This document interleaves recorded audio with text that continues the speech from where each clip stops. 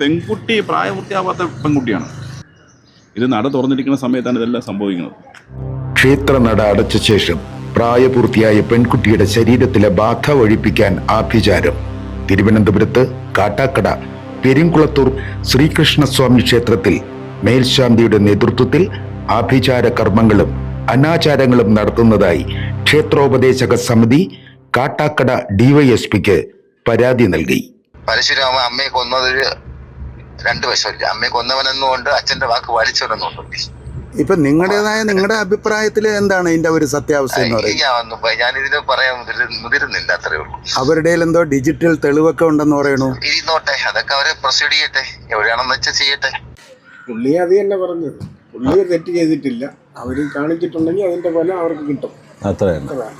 അത് നമ്മൾ വിളിച്ച് താക്കീത് ചെയ്ത് വിടണമായിരുന്നു. ഈ പരാതി വന്നിരിക്കുന്ന നട അടച്ചതിന് ശേഷമാണ് ഈ ഒരു ക്രിയ ചെയ്തത്. വീഡിയോ കണ്ടോ?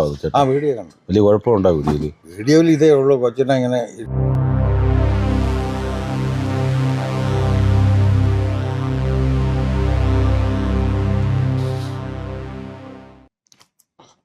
ഇവിടെ ഉള്ള ആള് തന്നെ. ഇവിടുത്തെ പൂജാരിയെ പറ്റി എന്തൊക്കെ അലിഗേഷൻ കേൾക്കുന്നത്, എന്താണ് സത്യാവസ്ഥ?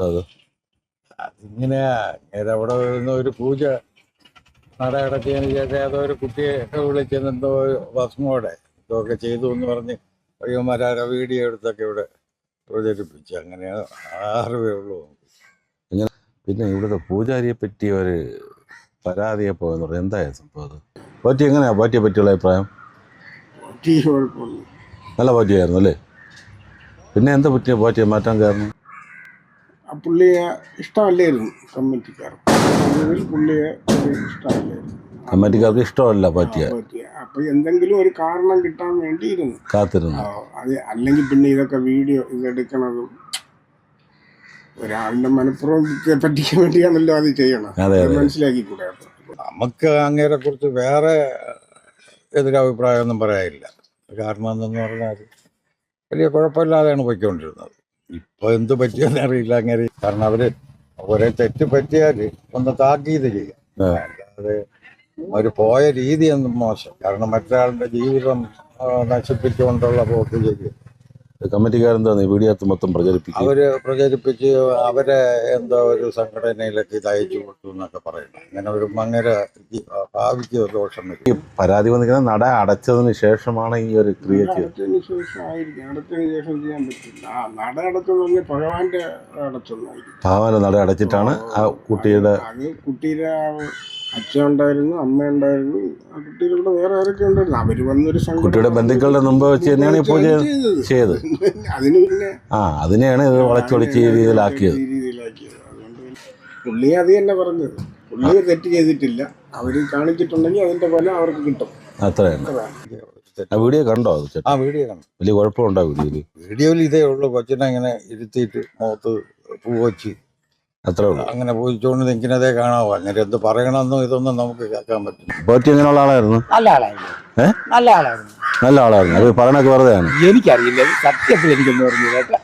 അത് ക്ഷേത്രത്തിലെ പൂജ സാധനങ്ങൾ നിങ്ങളാണ് കൊടുക്കുന്നത് അല്ലേ? ഇവിടെ പൂജ ഞാൻ ലേലം എടുത്തൊക്കെയല്ലേ. തുളസിപ്പൂ പൂജ പോറ്റിയെ പറ്റി നിങ്ങൾക്ക് വേറെ അലിഗേഷൻ ഒന്നുമില്ല? എനിക്ക് ആരെ പറ്റി ഒരു അലിഗേഷൻ എന്നറിയാം. ഞാനിവിടെ താൽക്കാലികമായിട്ട് വന്ന ഒരാളല്ല. ഞാൻ മറ്റവരെ പറ്റി കുറ്റം കുറവ് പറയുന്നത്, കുറ്റം കണ്ടാലും നമ്മൾ പറയില്ല, കുറവുണ്ടല്ലോ നമ്മൾ പറയില്ല. നമുക്ക് അതിൻ്റെ ആവശ്യം എന്തിരിക്കുന്നു? നമ്മൾ ഇന്ന് DSP ഓഫീസിൽ എല്ലാവരും വിളിച്ചേക്കാണ്. പോറ്റി അവിടെ വരും. അത് കഴിഞ്ഞിട്ട് അങ്ങനെയാണെങ്കിൽ നമ്മൾ അത് എന്താണെന്ന് ചെയ്യണമെന്ന് അടുത്ത ഘട്ടം നമ്മൾ തീരുമാനിക്കാൻ വേണ്ടി. എന്താണ് സത്യം ഉള്ളതാണോ? സത്യം സംഭവം ഉള്ളതാണ്. പോറ്റി ഇവിടുന്ന് മാറ്റുകയും ചെയ്തു. പോറ്റി അല്ല, അത് നമ്മൾ പുറത്ത് അത് ഇന്ന് DSP ഓഫീസിൽ സംസാരിച്ചിട്ട് അത് കഴിഞ്ഞ് നമ്മൾ ഡിജിറ്റൽ തെളിവ് പുറത്ത് നമ്മൾ വിടും. ഡിജിറ്റൽ തെളിവുണ്ട്, അതിനെപ്പുറത്ത് തെളിവില്ലല്ലോ. ഒരു ദൃക്സാക്ഷിയല്ല, ഡിജിറ്റൽ തെളിവാണ്. അതാണ് ഇന്നത്തെ ഏറ്റവും വലിയ തെളിവ്. പെൺകുട്ടി പ്രായപൂർത്തിയാവാത്ത പെൺകുട്ടിയാണ്. അപ്പം പിന്നെ അവിടെ ഇനി രക്ഷകർത്താക്കൾ ഉണ്ടാകുന്ന ചോദ്യം ഇല്ല. അതുണ്ടെങ്കിലും ഇല്ലെങ്കിലും ഒരു പ്രായപൂർത്തി നമ്മൾ ഈ അമ്പലത്തിൽ വരുന്ന ഒരാളെ നമ്മൾ മറ്റൊരാളെ പുറത്ത് മേൽശാന്തി മറ്റേ പുറത്തുനിന്ന് ഒരാളെ തൊടാൻ പാടില്ല, അശുദ്ധിയാണ്. എങ്കിൽ അദ്ദേഹം കുളിച്ചിട്ടേ കയറാൻ പാടുള്ളൂ. നട തുറന്നിരിക്കുന്ന സമയത്ത്. ഇത് നട തുറന്നിരിക്കുന്ന സമയത്താണ് ഇതെല്ലാം സംഭവിക്കുന്നത്. നമ്മൾ പറയാം, നിങ്ങളെ നമ്പർ തന്നാൽ നമ്മൾ വിളിച്ച് നമ്മൾ ഇന്ന് വൈകുന്നേരം നമ്മൾ കൂടുന്നുണ്ട്. വൈകുന്നേരം നമ്മൾ ഏട്ടേക്ക് ഇവിടെ കൂടുന്നുണ്ട്. എല്ലാവരും കാണും. കൂടിയിട്ട് നമ്മൾ പുറത്ത് വിടും. നമ്മൾ ഇപ്പോൾ ക്ഷേത്രോപദേശക സമിതി അവർ നിങ്ങളെക്കുറിച്ച് മോശമായിട്ടുള്ള കാര്യം പറയുമ്പോൾ നിങ്ങളുടെ ഉദ്യോഗസ്ഥരല്ലല്ലോ, നിങ്ങളാണല്ലോ അതിൻ്റെ സത്യാവസ്ഥ എന്താണെന്ന് ഞങ്ങളടുത്ത് പറയേണ്ടത്. ബഹുജനം പല വിധമില്ല. നമ്മള് ആര് പറഞ്ഞാലും അമ്മയെ തല്ലിയാലും രണ്ടു വശം ഒരു പറയില്ല. നമ്മള് ആരാ പറയും പോലെ ഈ നമ്മുടെ പരശുരാമ അമ്മയെ കൊന്നതൊരു രണ്ടു വശമില്ല. അമ്മയെ കൊന്നവനെന്നുകൊണ്ട് അച്ഛന്റെ വാക്ക് പാലിച്ചവനെന്നുണ്ട്.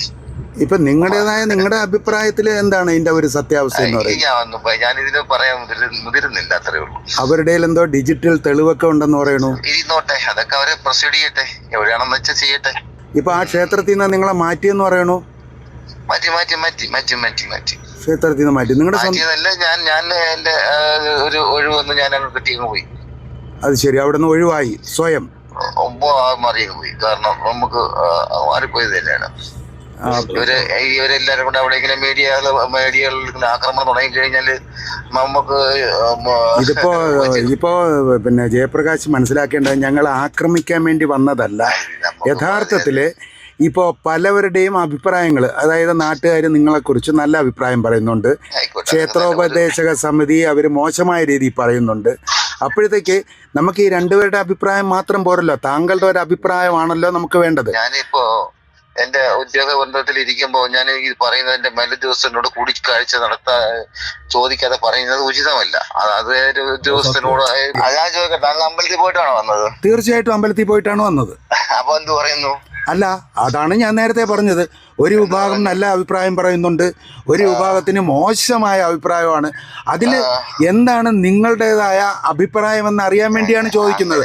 അപ്പം നിങ്ങൾക്ക് മേലുദ്യോഗസ്ഥന്മാരുടെ അറിവോടുകൂടിയേ ഇത് പറയാൻ പറ്റൂ എന്ന് പറയുമ്പോഴത്തേക്ക് അതിലെന്തോ ഒളിച്ചെളി ഉള്ളതുപോലെ എനിക്ക് തോന്നുന്നു. നിങ്ങൾ പല നൊട്ടേഷൻസ് ഉപയോഗിക്കും, ഈ ഒളിച്ചുകളി എന്ന പദമൊക്കെ പ്രയോഗിക്കുമ്പോൾ ഞാൻ അറിയാതെ അങ്ങ് പറയും എന്നുള്ളതാണ് നിങ്ങളെ.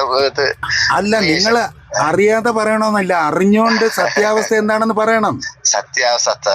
സത്യം ഭഗവാൻ അറിയാം. ഭഗവാൻ കോടതി വന്ന് ഈ കാര്യങ്ങളൊന്നും പറയില്ലല്ലോ, അതിനുള്ള കഴിവ് ഭഗവാനില്ല. ദൈവം നമ്മളിൽ അനുഗ്രഹം ചൊരിയുന്നത് കോടതി മുഖാന്തരമാണോ? അല്ലല്ലോ.